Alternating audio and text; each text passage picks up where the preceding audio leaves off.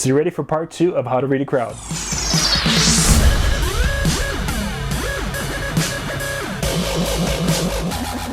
This is John Young with the Disc Jockey News. Today's Tuesday tip is part 2 on how to read a crowd, or how to read your dance floor.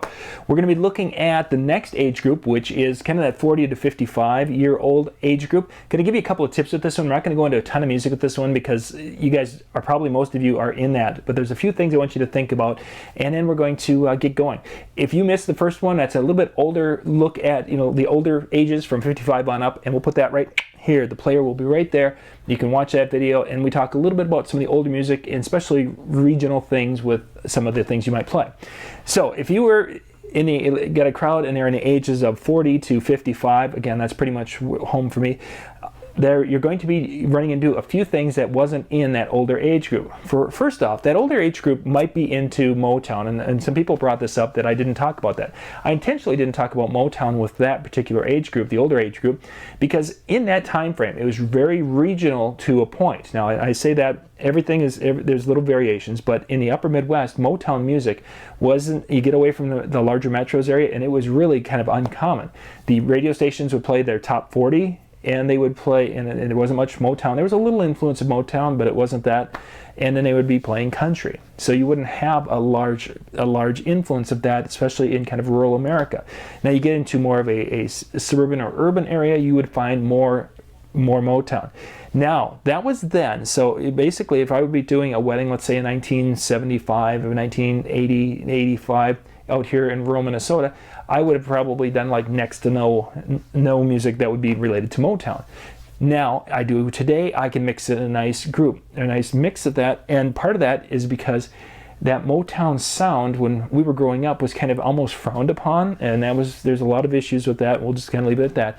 But now, people my age, a little older, a little younger, are kind of finding that because it's being used in so many different places, and it's kind of, experiencing, some of the older Motown songs are experiencing kind of a rebirth among a lot of people. So today, I can do Motown songs that the 40 and 50-year-olds would have known when they were growing up in their influential years, which, either their preteen years when they were influenced by mom and dad's music, or the teen years when they were influenced by basically what was on the radio, or their young adult years where they were influenced by what they liked and went in direction as they found what they liked.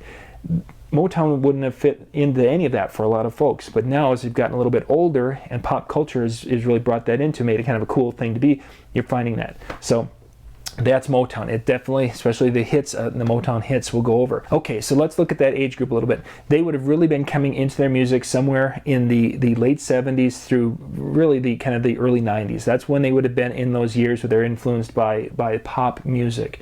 They would have experienced they would know some of the older things, don't get me wrong, but really where you're going to find it that this crowd is the ones that went through that 80s music, and they're going to be fans of the 80s music.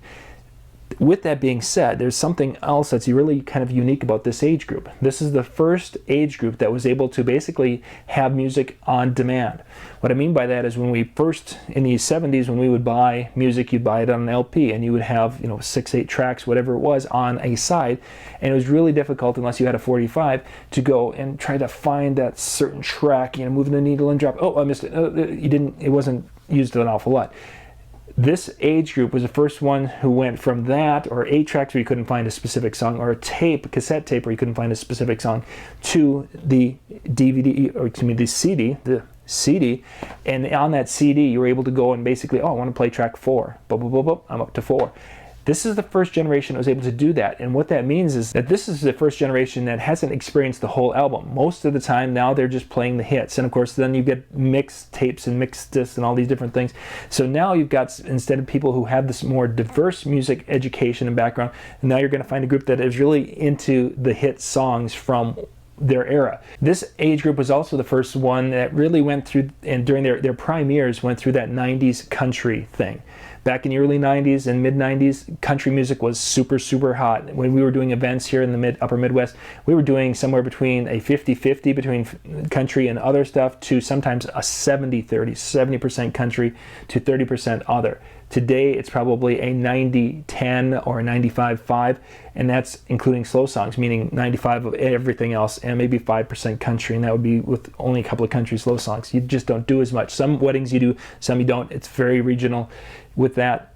but just keep that in mind that it was really hot in the 90s, and this is the generation that went through that. So they know Shania Twain, they know Garth Brooks, they know Alan Jackson, they know a lot of these bands that were really, and these artists that were really big in that time frame. So country was really, really big in the 90s, and that's something you need to be aware of, because if you have the right age group, and especially in the right region of the country, some of that 90s country music is going to be very popular and go over very well on your dance floor. This group was also one of the first groups that was going to get into hip-hop, and even mainstream hip-hop. Now, earlier you'd have found hip-hop in some regional different aspects of it for some older crowds, but now you're getting into the 40-year-olds who have experienced hip-hop through kind of a pop hip-hop, we'll call it, and they know a lot of those, again, very popular songs, and they're into that, and they will dance to that and engage with those very popular songs.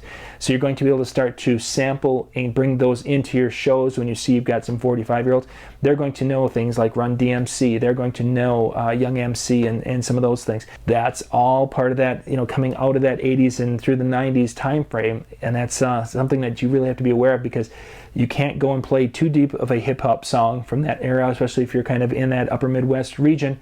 You'll be able to play, kind of the hits from there, and then bring them along to where you want them to be, because some of these people, again, in their 40s, some still keep track of pop culture and pop music, compared to, some generations, once they hit 40 years old, they're now listening to their own little genre of music, and they're not really being as diverse. And part of that, I think, is because radio stations have become more diverse. The oldie station plays everything from like 2000 all the way back, in our area, the adult contemporary oldie station. And the country stations and different things have really tried to change their pace up and make things more appealing to a wider audience. So all of that's going to affect your dance floor when it comes to playing things. But the key thing, I think, with this age group is that you've got to be, really engaging the hit songs from those eras, whereas some of the other, older people, you could be playing as an example, let's look at an old time song. You could be playing a waltz, and if it had the waltz tempo and waltz beat, they would be okay with it. Now, if you're going to go and play a rock and roll song, or let's say you want to go play an 80s song, you're not going to be able to pull some popish 80s song out. You're going to need to be able to play that pop 80s hit that they knew. We're going to have to go play Karma Chameleon, or we're going to have to play something from Wham that everyone would know. Hits big, country was there. They were the first ones who could play music on demand. All those things mean that the hits are really what you got to be looking for. Hopefully this helped you a little bit if you are working with that age group, that you can get a visualization for what they're into.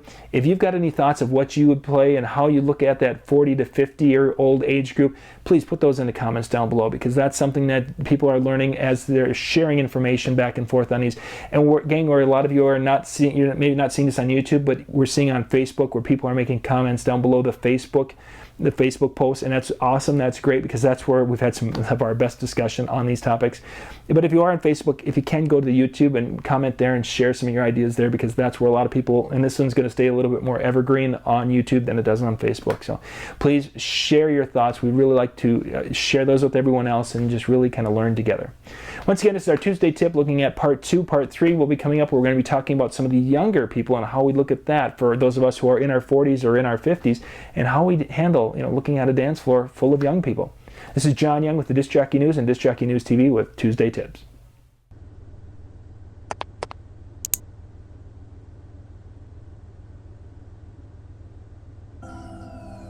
If I were you, I'd hit the subscribe button before I hit the video.